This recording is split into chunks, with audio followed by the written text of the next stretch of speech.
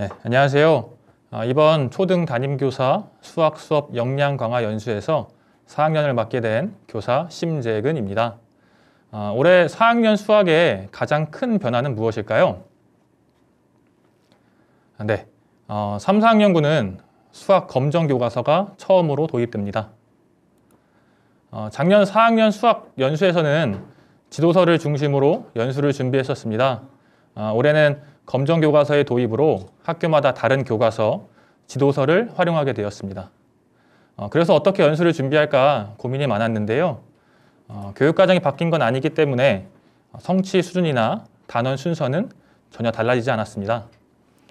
그래서 단원 순서대로 훑어보면서 4학년 1학기 수학 시간에는 어떤 공부를 하는지 함께 살펴보려고 합니다. 그리고 검정 교과서에서는 어떤 활동들을 제시하는지 눈에 띄는 것들을 소개해 드리려고 합니다. 이번 연수를 통해서 1학기 수학 지도의 큰 그림을 그려보시면 좋겠습니다. 그 전에 이번 검정 교과서 전환에 대해 말씀드리겠습니다. 고백하자면 2019학년에 정해진 수학, 사회, 과학 검정 교과서 전환 소식을 저는 작년에야 처음 알게 되었습니다. 2022학년도에는 3, 4학년군이 2023학년도에는 5, 6학년군에서 3개 과목의 교과서가 검정으로 바뀝니다. 이번 수학 검정 교과서의 가장 큰 특징은 수학 교과 역량 함양에 적합한 다양한 교수학습 방법을 포함한다. 과정 중심 평가가 이루어질 수 있도록 프로젝트 평가, 동료 평가 등의 방안을 제시한다. 라는 편찬상의 유의점을 통해 학생 참여 수업 및 과정 중심 평가 방안을 제시하도록 하는 등 다양하고 창의적인 교과서 집필을 유도했다는 점입니다. 빠르게 변화하는 시대상과 새로운 지식 및 기술 반영이 필요한 초등 수학에서 다양한 교수학습 방법을 적용할 수 있는 검정 교과서로 전환한다는 취지에 발맞추어 검정 심사가 이루어졌다고 합니다. 이런 기준에 부합하여 검정에 통과한 수학 교과서는 몇 종이나 될까요? 네, 모두 10종입니다. 다양한 활동 중심 수학 교과서로 학생 부담을 줄였다고는 하지만 선생님들의 부담은 조금 늘 것 같습니다. 하지만 반대로 생각해보면 10건의 교과서들 모두 훌륭한 집필진들이 공을 들여 만들었기에 좋은 수학 교재 10건이 생겼다고 봐도 좋을 것 같습니다. 학교에서 사용하는 교과서가 아니더라도 다른 교과서를 구하셔서 좋은 활동들을 참고해 보시는 것도 좋을 것 같습니다. 저는 교과서 업무 담당자라 선정 작업을 하면서 그리고 이 연수를 준비하면서 10종의 교과서들을 미리 살펴봤습니다. 모두 꼼꼼하게 살펴보진 못했지만 몇몇 특징들을 발견했는데요. 먼저 단원명과 순서는 동일하지만 차시 구성은 교과서별로 차이가 있습니다. 단원 도입과 본차시 뒤에 붙는 활동들이 교과서별로 다 특색이 있었습니다. 차시 이름만 다른 것이 아니고 단원 정리 차시의 배치 순서라든가 놀이 활동, 심화 활동 등 각 출판사별로 조금씩 다르다는 걸 느낄 수 있었습니다. 거기에 성취 수준 도달을 위한 차시 배분도 교과서별로 다른 경우가 많았습니다.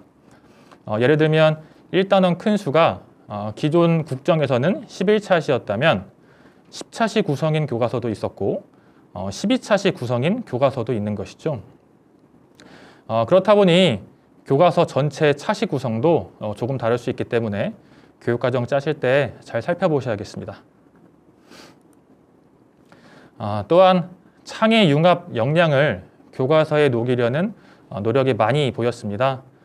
어떤 출판사에서는 매 단원별로 창의 융합 차시를 배치해 교과별 창의 융합 수업을 시도할 수 있게 하였고 어떤 출판사에서는 아예 5차시짜리 창의 융합 단원을 포함시킨 곳도 있었습니다. 1학기 동안 배운 내용 전체를 활용해야 해결할 수 있는 프로젝트 수업 상황을 제시하기 때문에 다른 교과서를 활용하시는 선생님들께서도 창의 융합 단원 아이디어를 빌려오셔도 좋을 것 같습니다. 놀이를 강조한 것도 큰 특징입니다. 작년까지의 국정교과서에서도 본차시 이후에 다양한 수학 활동을 제시하고는 있었는데요. 이번 검정교과서들 중에는 놀이에 조금 더 중점을 두는 곳이 많았습니다. 내용 차시에서도 다양한 놀이들을 접목하였고 특히 본차시와 본차시 사이에 놀이 내용을 배치한 출판사도 있었습니다. 저도 다양한 놀이 연수를 접하면서 교과 수업에 놀이를 접목하기 위해 많은 노력을 하고 있는데요. 이렇게 교과서의 놀이 방법과 준비물들을 직접 제공해주는 교과서가 늘어서 참 좋다는 생각을 해봤습니다. 네, 특정 출판사 교과서를 자세히 말씀드리기도 어렵고 모든 내용을 말씀드리기에는 한계가 있어서 간단하게만 정리해 봤는데요. 더 궁금한 점들은 해당 출판사 홈페이지에서 확인하시면 되겠습니다.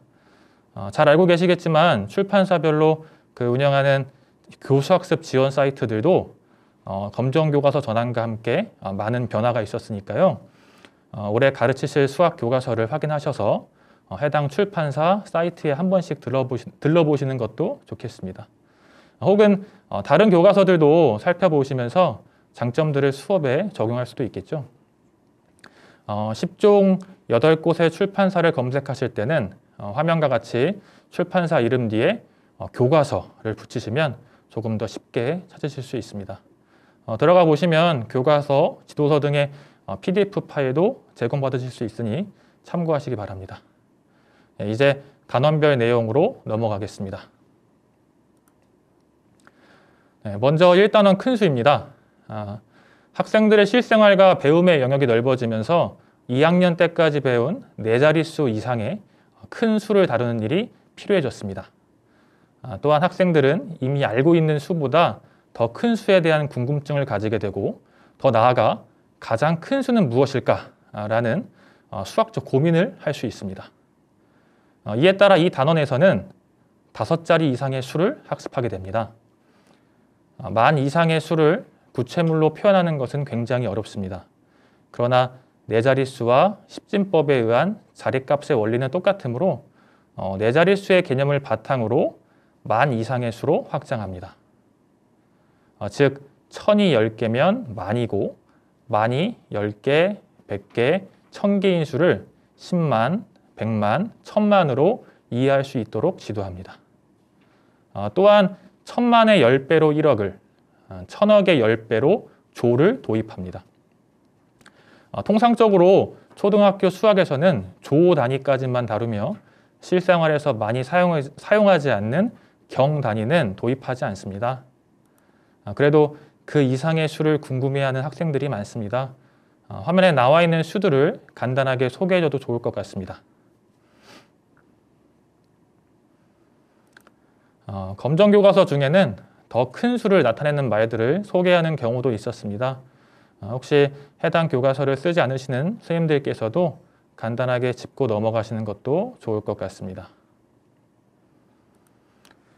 이렇게 큰 수를 쓰고 읽는 것 외에도 수 감각 형성을 위해 큰 수의 구성, 큰 수 단위의 띄어세기와 크기 비교 등을 지도합니다.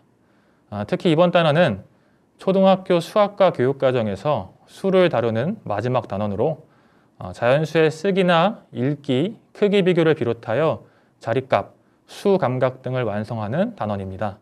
이를 고려하여 수를 종합적으로 이해하게 할 필요가 있습니다. 검정교과서로 바뀌며 수정될 수도 있지만 2020년 수학교구 기준 개정안에 따르면 화폐 모형이 권장교구로 나와 있습니다. 하지만 학생들에게 돈을 통해 큰 수를 가르치는 것은 매우 효과적이기 때문에 구입해 놓으면 활용도가 높습니다. 은행놀이를 검색하면 저렴한 가격으로 여러 지폐 구성 세트를 구입할 수도 있고요. 이렇게 다양한 구성은 아니지만 화폐 모형을 부록 준비물로 제시하는 검정교과서도 몇 곳이 있었습니다.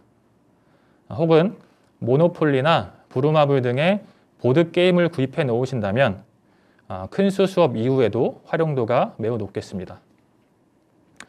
추가로 구체물 조작이 어려운 단원이기는 하지만 수 모형을 준비한다면 큰 수에 대한 수 감각을 형성하는 데 도움이 되겠습니다. 단원학습의 계열을 살펴보겠습니다. 교육과정에는 변화가 없기 때문에 국정교과서 계열을 그대로 사용했습니다.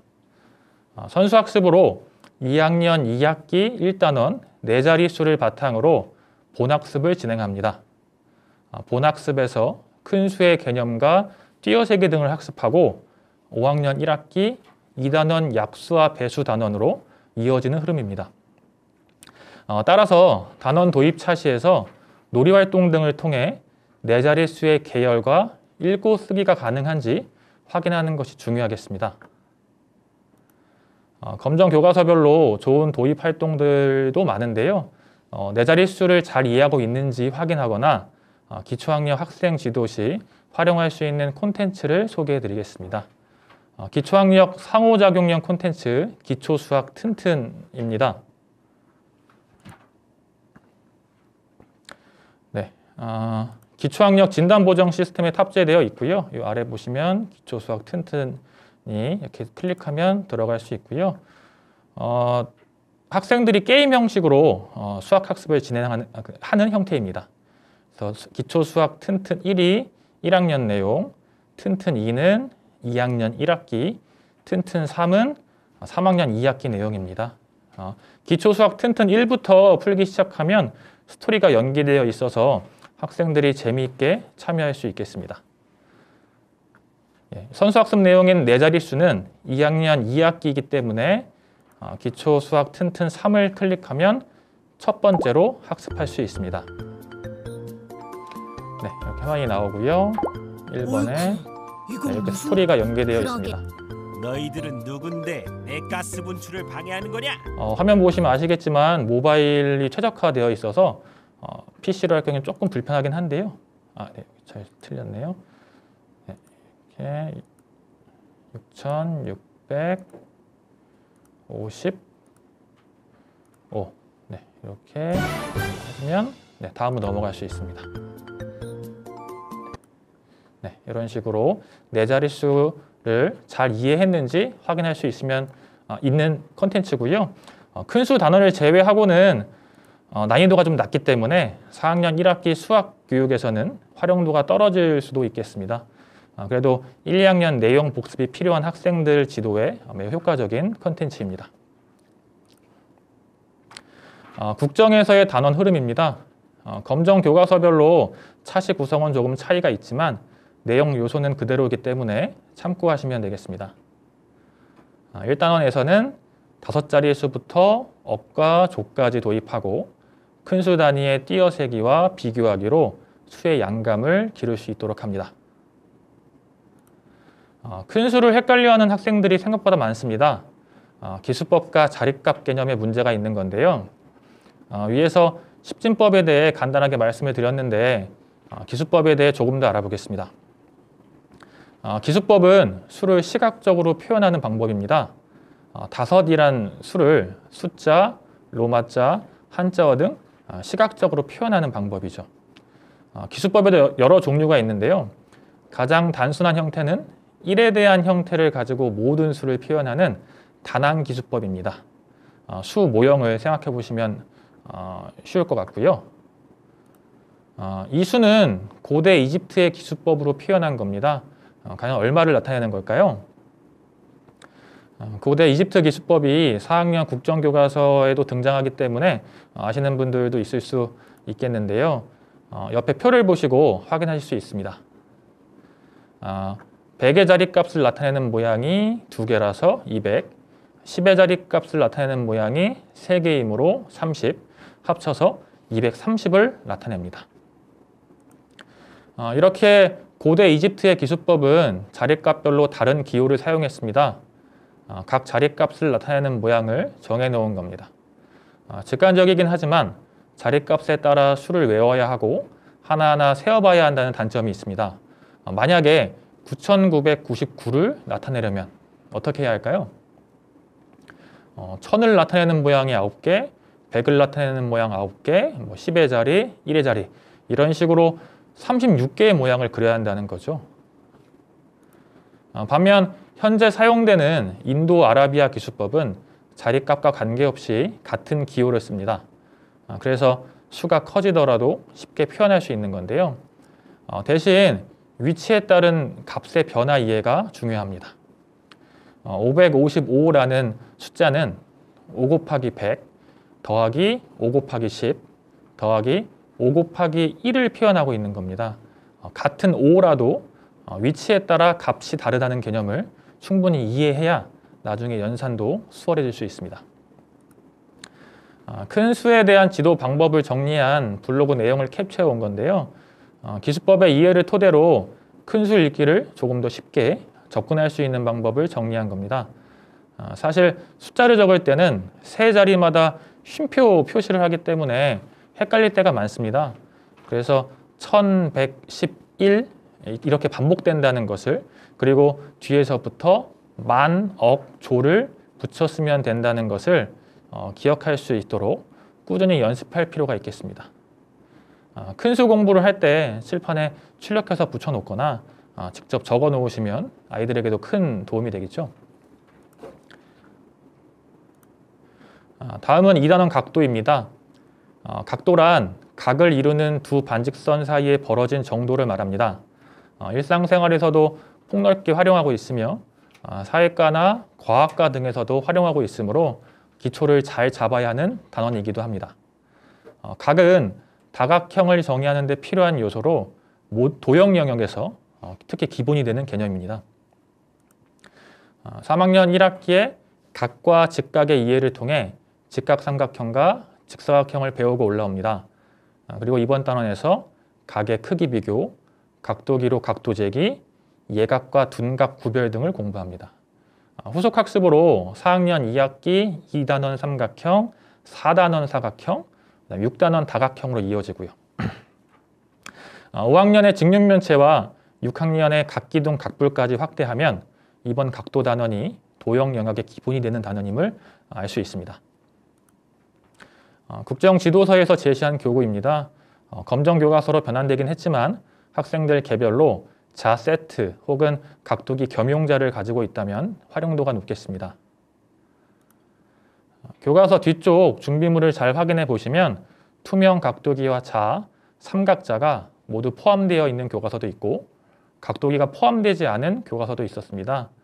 도형 영역은 준비물이 없으면 수업이 어려울 수 있으니 학기 초 학습 준비물을 구입하시기 전에 꼭 확인해 보시기 바랍니다. 각도기 구입이 어렵다면 어떻게 해야 할까요? 스마트폰 어플로 대체해도 좋겠습니다. 여러 어플을 다운받아서 활용을 해봤는데요. 역시 가장 많이 설치된 두 개의 어플이 활용이 가장 쉬웠습니다. 특히 또 눈금 읽는 거 어려워하는 학생들에게는 이런 스마트폰 각도기가 도움이 될 수도 있을 것 같습니다. 각도 학습에 활용할 수 있는 사이트 두 곳도 소개합니다. 각도 측정과 어림 연습 활용에 좋은 곳입니다.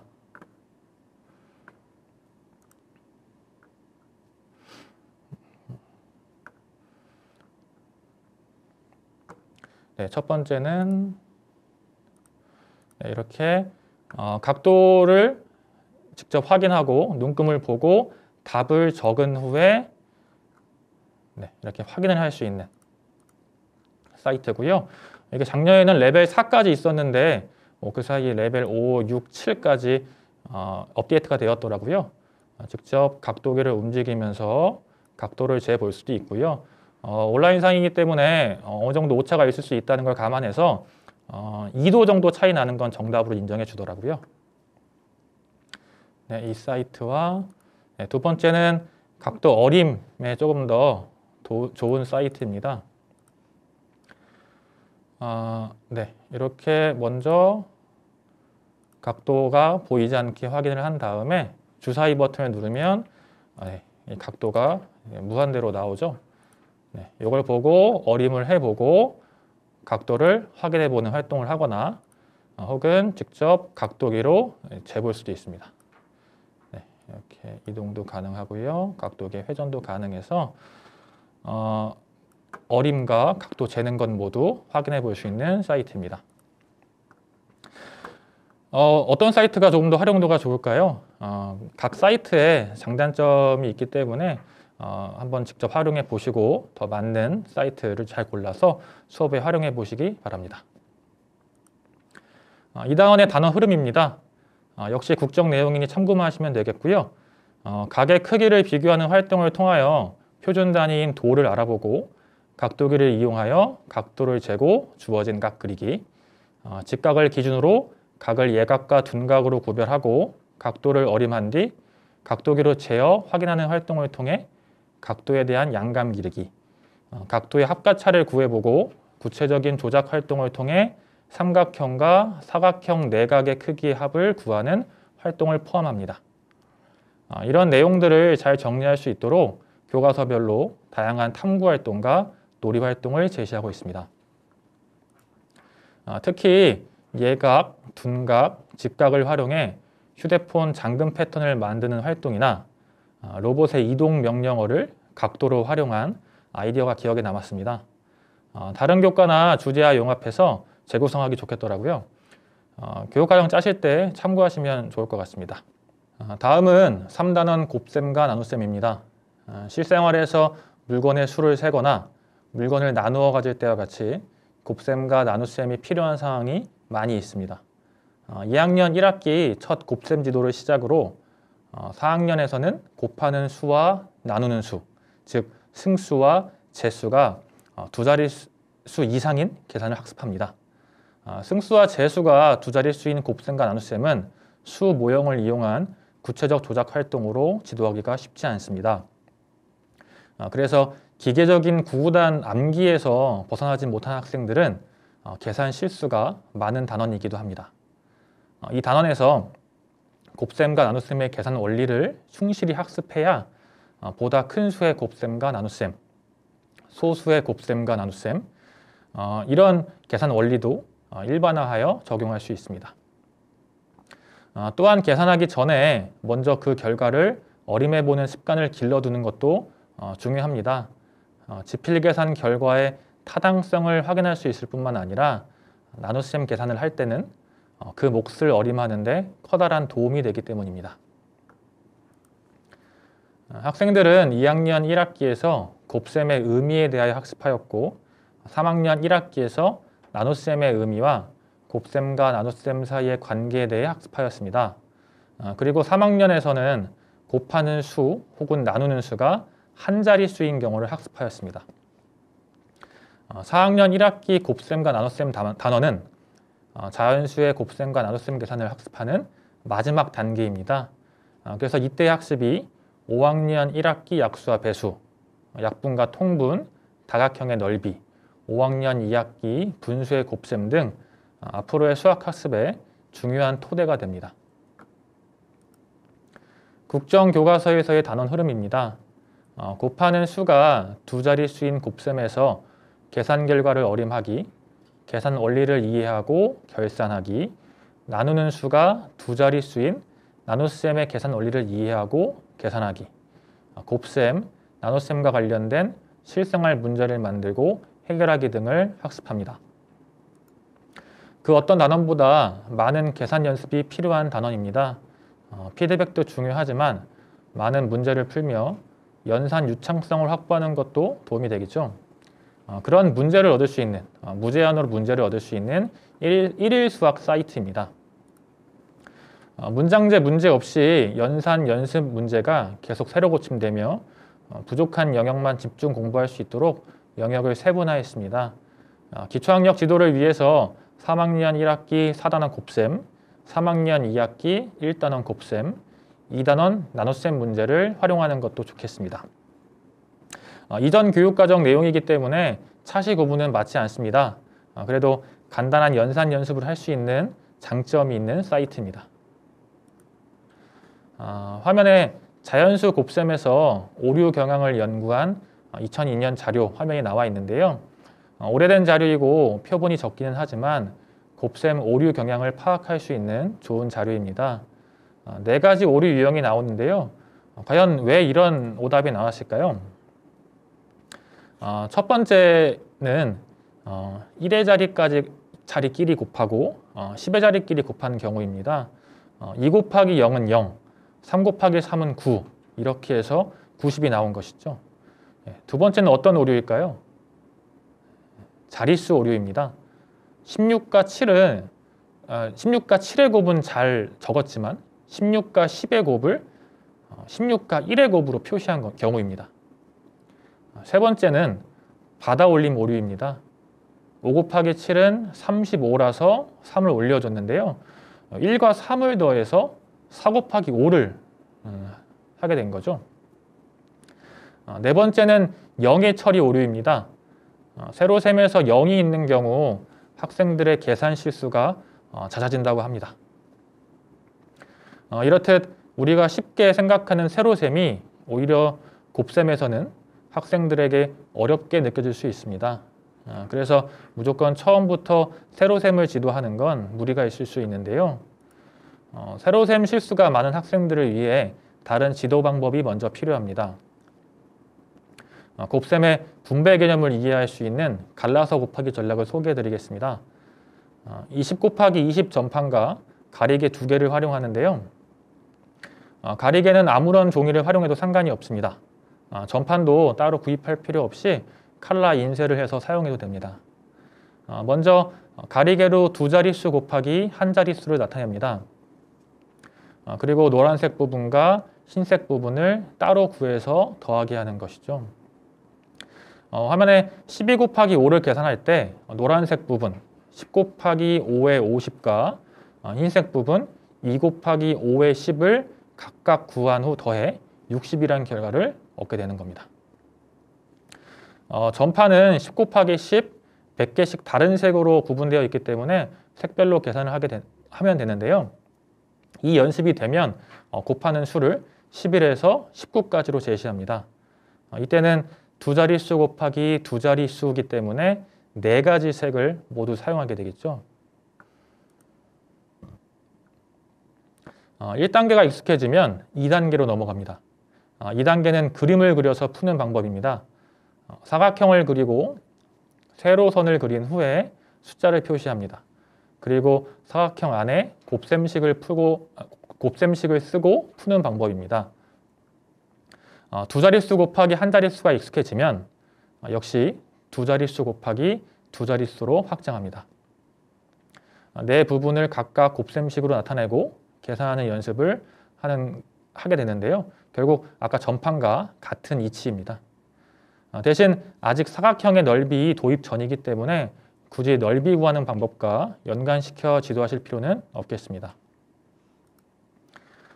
1, 2단계는 3단계를 위한 준비 과정이라고 보시면 됩니다. 먼저 사진과 같이 표를 그립니다. 그리고 연산기호를 쓰고 수를 10의 자리와 1의 자리로 갈라서 씁니다. 각 부분에서 곱셈 값을 구하고 모두 더하는 방식, 아까 똑같죠? 이런 식으로 지도를 하면 세로셈에서와 같은 오류 경향이 대폭 줄어듭니다. 자릿값에 대한 혼란이 줄어들겠죠. 또한 곱셈의 지도 원리인 분배 법칙을 시각적으로 확인할 수 있기 때문에 궁극적으로 세로셈으로 계산했을 때도 실수가 줄어드는 효과를 확인할 수 있습니다. 실제 몇몇 검정 교과서에서도 분배 법칙을 활용한 방법을 안내하고 있습니다. 형식은 다르지만 결국엔 자릿수끼리 갈라서 곱한다는 원리를 이해시키기 위해 노력하는 것이죠. 나우셈 지도도 자릿수가 헷갈리지 않도록 20과 3을 따로 적어서 나중에 합치는 과정을 설명하는 교과서도 있었습니다. 지금까지 갈라서 곱하기 전략을 소개해 드렸는데요. 지금까지 말씀드린 내용은 4학년 곱셈과 나우셈 지도 시에 특히 세로셈 도입 전에 도입해 보셨으면 좋겠습니다. 네, 4단원으로 넘어갑니다. 평면도형의 이동은 학생들이 구체물이나 평면도형을 밀고 뒤집고 돌리는 다양한 활동을 재미있게 경험하면서 평면도형의 평행이동, 대칭이동, 회전이동과 같은 도형 변환에 관한 기초 개념을 형성하는 데 목적이 있습니다. 무엇보다 구체적 조작이 중요한 단원으로 밀기, 뒤집기, 돌리기 등을 경험하게 됩니다. 또한 평면도형의 이동을 활용하여 자신만의 규칙적인 무늬를 만들고 다른 사람이 만든 무늬에서 규칙을 찾아 설명하는 활동까지 포함하고 있습니다. 평면 도형의 변화는 변환 방법을 외우는 것이 아니라 학생 스스로 이해하고 경험해 보도록 하는데 주안점이 있기 때문에 반복적인 구체적 조작 활동을 거쳐야 합니다. 이를 위해 4단원에서는 다양한 교구를 활용하면 좋습니다. 흔히 지오보드라고도 많이 부르는 도형판은 평면 도형의 이동을 구체적 조작으로 학습할 수 있는 좋은 교구입니다. 처음에 말씀드렸듯이 반복 연습이 중요하므로 구체물 조작을 통해 평면 도형의 이동 연습을 꾸준히 할 수 있도록 지도합니다. 칠교놀이, 탱그램도 학교 어딘가에 많이 잠들어 있는 교구인데요. 평면 도형의 뒤집기는 구체적 조작이 아니면 많이 헷갈려 하기도 합니다. 칠교놀이를 활용해서 뒤집은 방향을 색으로 확인하는 활동을 연습하면 조금 더 명시적으로 뒤집기를 확인할 수 있습니다. 검정교과서에 수록된 준비물들도 다양합니다. 교과서에 잘 표시되어 있기는 하지만 특히 이번 단원은 꼭 학기 초에 수록 준비물을 확인하셔서 수업 준비에 활용하셨으면 좋겠습니다. 필요한 교구가 있다면 미리 구입해 두시고요. 단원학습 계열은 다음과 같습니다. 평면 도형의 이동 본학습 이후에 4학년 2학기의 삼각형, 사각형, 다각형 단원을 학습하며 5학년에서는 합동과 대칭 단원으로 이어집니다.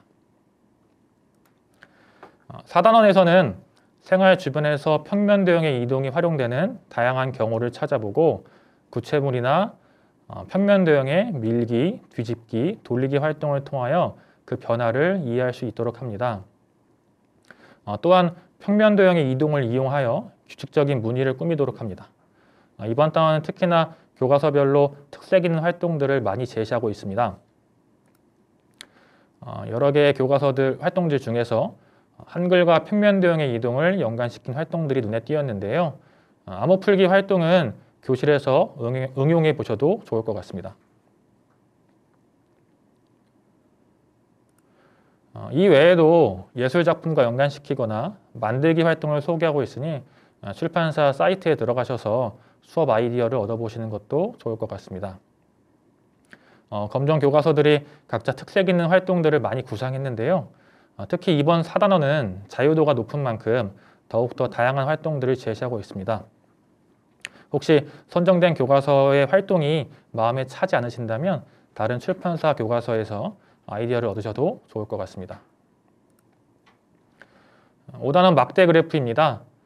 우리는 생활 주변에서 텔레비전이나 신문, 인터넷을 보면서 다양한 통계 자료를, 통계 정보를 접합니다. 올해 여러 선거들이 예정되어 있어서 벌써부터 다양한 통계 자료들을 접할 수 있는데요. 표와 그래프로 제시된 많은 자료를 읽고 해석하는 것과 그래프 내용을 판단하고 활용하는 통계 처리 능력도 함께 필수적으로 요구됩니다.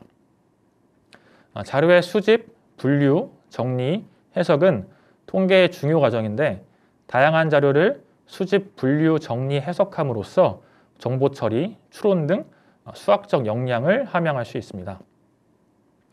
또한 미래를 예측하고 합리적인 의사결정을 하는 민주시민으로서 갖춰야 할 기본 소양을 기를 수 있도록 해야겠습니다. 학생들은 3학년까지 표와 그림 그래프에 대해 배웠으며 이 단원에서는 막대 그래프에 대하여 학습합니다. 막대 그래프는 직관적으로 비교하기에 유용한 그래프이며 각 부분의 상대적인 크기를 비교하기 쉽습니다. 4학년 2학기 꺾은선 그래프, 5학년 자료의 표현, 6학년의 비율 그래프까지 학습 흐름이 이어지므로 각 그래프의 장단점을 알고 해당 자료 정리에 어울리는 그래프를 선택할 수 있도록 막대 그래프의 특징을 자세히 공부할 필요가 있습니다. 5단원 단원 흐름입니다. 실생활 자료를 수집하여 그래프로 나타내는 과정, 여러 가지 자료를 수집, 분류, 정리하여 그래프를 그리고 그래프를 해석하는 활동을 통해 문제 해결 및 의사소통 역량을 기를 수 있도록 구성했습니다. 그런데 간혹 그래프를 그리는 것 자체에 어려움을 겪는 아이들이 있습니다. 자를 대고 막대를 그리고 또 글자를 적는 것이 힘든 것이죠. 이럴 때 활용할 수 있는 막대 그래프 템플릿 제공 사이트입니다. 포털에 캔바 그래프 만들기를 검색하시고 두 번째 그래프 제작 툴로 들어가시면 되는데요. 네, 이렇게 그래프 만들기 도구 바로 틀이 뜨고요. 네, 어떤 그래프가 필요한지 알고 있기 때문에 이걸 클릭하면 됩니다. 그럼 막대 그래프를 클릭하시면 이렇게 7개, 무료 버전에서는 이렇게 7개의 템플릿을 제공하고 있습니다. 아무거나 마음에 드는 걸 클릭하시면 이렇게 자료를 학생들이 미리 조사를 끝냈거나 혹은 교사가 자료를 제공하면 수치만 입력해서 그래프를 사진 파일로 만들 수 있습니다. 이 그래프 부분을 더블 클릭하면 숫자를 적을 수도 있는데요. 여기에 단위를 적으면 그래프의 단위도 바로 확인이 됩니다. 제목도 더블 클릭하면 제목을 바꿀 수가 있고요. 아이고.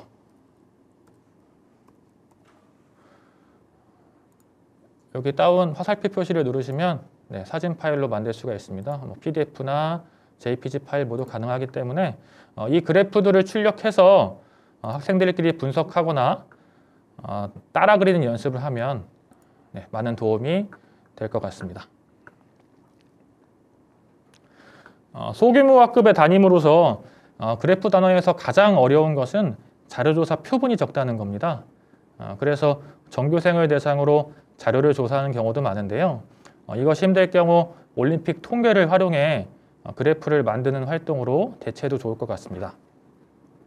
21년 하계올림픽, 22년에 동계올림픽이 열렸기 때문에 아이들도 관심사가 높지 않을까 생각합니다. 작년까지는 교과서에서 올림픽 통계가 제시되었는데요. 올해 검정 교과서들은 이 올림픽과 관련된 내용이 안 보이더라고요. 소규모 학급이거나 자료조사 활동이 쉽지 않을 때는 국제종합경기대회 메달 통계를 활용해 보시면 좋을 것 같습니다. 역시 포털에서 국제스포츠정보센터 이 제목을 검색하시면 들어가실 수 있고요.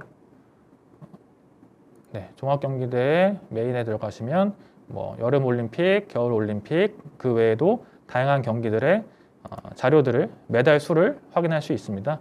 이 메달 수를 확인해서 이 자료를 활용해서 막대 그래프를 그리는 활동으로 이용하셔도 좋을 것 같습니다. 마지막 6단원 규칙 찾기입니다. 우리가 살아가는 일상생활 속에는 많은 규칙이 있습니다. 옷이나 커튼, 이불, 보자기, 포장지나 벽지에 있는 무늬들도 일정한 규칙에 따라 배열되어 있습니다. 따라서 규칙이나 수학이 우리의 일상생활과 동떨어진 것이 아니고 생활 속에 항상 존재한다는 것을 학생들이 인식하게 합니다. 규칙에 따라 배열해보고 규칙을 찾아보는 활동을 통해서 규칙을 이해하고 그 속에서 재미를 느끼며 더 나아가서는 수학적 아름다움을 경험할 수 있도록 단원을 설정했습니다. 수학 1-2, 2-2에서 시계 보기, 규칙 찾기, 무늬 꾸미기를 통해 경험한 규칙을 바탕으로 이 단원에서는 소재와 내용의 폭을 확장하여 여러 가지 모양, 수 배열표, 덧셈표, 달력 등을 활용하여 다양한 방법으로 규칙을 경험하도록 했습니다. 이 단원의 규칙에 대한 내용은 후속되는 5, 6학년군에서 더욱 다양한 방식으로 다루며 수와 연산, 도형 같은 다른 영역과도 연계하여 통합적으로 다루게 됩니다. 6단원 단원 흐름입니다. 다양한 변화 규칙을 찾아 설명하고 그 규칙을 수나 식으로 나타낼 수 있으며 규칙적인 계산식의 배열에서 계산 결과의 규칙을 찾고 계산 결과를 추측할 수 있도록 합니다. 생활 주변에서 규칙 찾기가 사용되는 다양한 경우를 찾아보고 서로 이야기하는 과정을 통해 이 패턴 찾기의 수학적 유용성을 경험할 수 있고 계산식과 관련된 문제 해결 및 탐구학습 과정을 통해 수학 교과 역량을 강화하도록 지도합니다. 특히 6단원은 검정 교과서별로 재미있는 활동들이 많습니다. 그만큼 우리 생활에 다양한 규칙이 존재한다는 의미겠죠. 방탈출 게임 형식이라든가 도로명 주소, 악보 등 이 다양한 곳에서 규칙을 찾을 수 있다는 걸 알 수 있습니다.